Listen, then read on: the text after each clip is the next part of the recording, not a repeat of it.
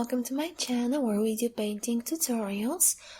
For today I have started by drawing out a basic graphite pencil sketch of the picture I'd like to paint.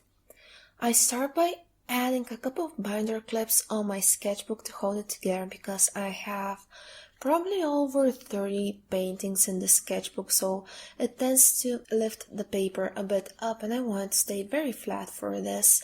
I also add some masking tape on the sides, just some tape I got from the hardware store, and I start by applying a bright red, I believe this is scarlet red, on the bottom. Then I switch to a dark cadmium orange. Any orange will do. These are just the shades I have in my pencil set.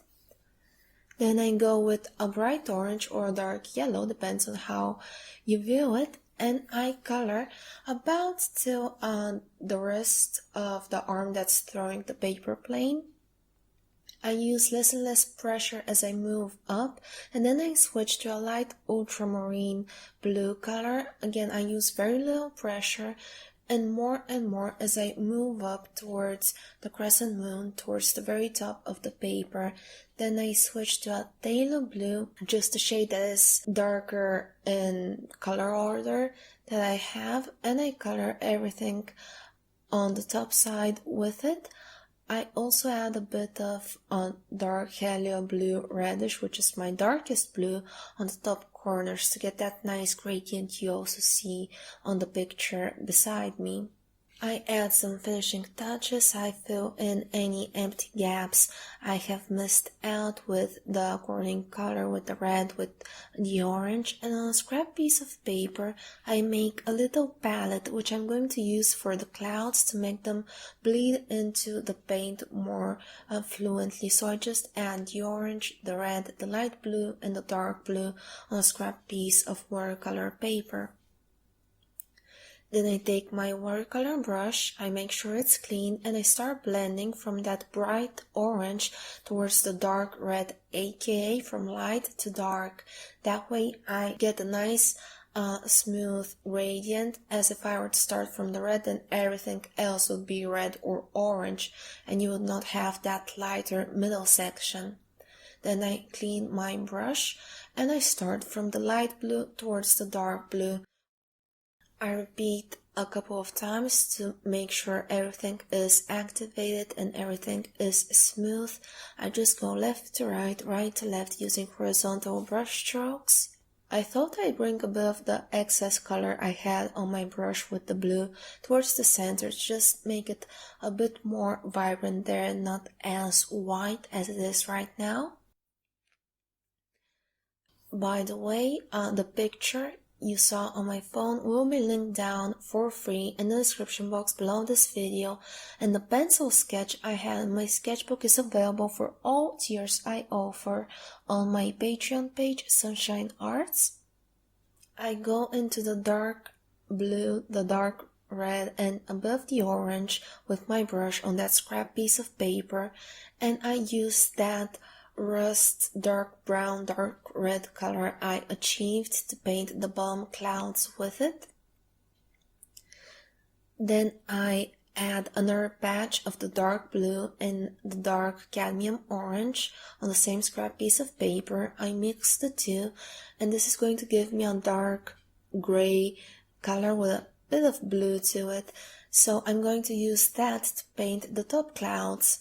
I just scribble on my improvised palette with a bit of water, and then I bring it to my painting. I also use this mix for undershadow on my red clouds on the bottom of them, and then I just color the clouds I have on the upper side. If you enjoy this kind of content, please let me know by liking, commenting, and if you have not already, please consider subscribing to my channel and ring the bell down below. That way you get notified each time I upload. I quickly blow dry it with my hair dryer on low heat settings. Then I take my scarlet red and I go over my red clouds, my bottom clouds, with a sort of a glaze to just make it a bit more vibrant than what it turned out, to add a bit more color and make it a bit more cartoony, which is my usual style. It's what I like to paint. And the same goes for my top clouds. I just grab my light ultramarine blue and I add some hints on the edges of the clouds with it. I take the dark blue and I use it in the same way but on the bottom of my blue clouds to give the idea of a shadow, maybe they're rain clouds, who knows. I take a bit of that cadmium orange I used and I mix it with the dark blue I just applied. That way blue and orange are complementary colors and they're going to neutralize each other and give me this very nice dark gray, almost black-like color. Then I just take my black watercolor pencil and I color in the hand and the paper plane. I find it easier to start from the edges, make sure I get all of my lines nice and crisp. I don't go outside of them. Then I color everything within them. Very roughly, very loosely. We don't need a perfectly colored layer of color for this, and the same with the little plane, just a little triangular shape and then roughly color it in. I clean my brush and I make sure I have barely any water. This is very important because I have a bit too much and I had to redo this later on, but just the smallest amount of water is going to work wonderfully for activating the black. In this case, if you were to have a bit more water, then it's going to leave brighter patches where the drops hit the paper, as you'll see a bit further on in this video. But it's absolutely something you can save. It's not going to ruin your painting. You can work on top of it without any issue. And the same again with the plane. I just start from the outside and then blend the color on the inside. I clean my brush and I activate those hints of blue and red I added to my clouds. I just go over them very gently, very quickly, because when you add water to watercolor pencils, one, they get smoother, but they also get much more vibrant once you activate them. Here I thought I'd add some stars with white gouache, but they're not present in my reference picture. Plus, I usually use Uniposca white marker for tiny details like this crescent moon, but I don't have that, so I thought I'd just use the white color from the set. As you can see, it's not as vibrant as the other media like a Posca marker or white gouache, but will do for this. It's just a tiny speck of color I want for this painting. As you can see, the hand has some bright spots, so I just quickly go over it with my black pencil. No need to reactivate this. Lastly, I sign.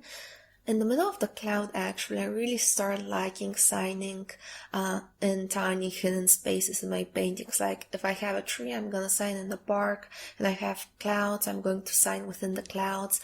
I don't know, it just, I guess, brings a bit more character from my side. Then I very slowly take off the tape in the opposite direction to avoid it from tearing my paper. I like to give special thanks to my patrons for the month of July. Thank you all for watching, and we'll see each other in the next video.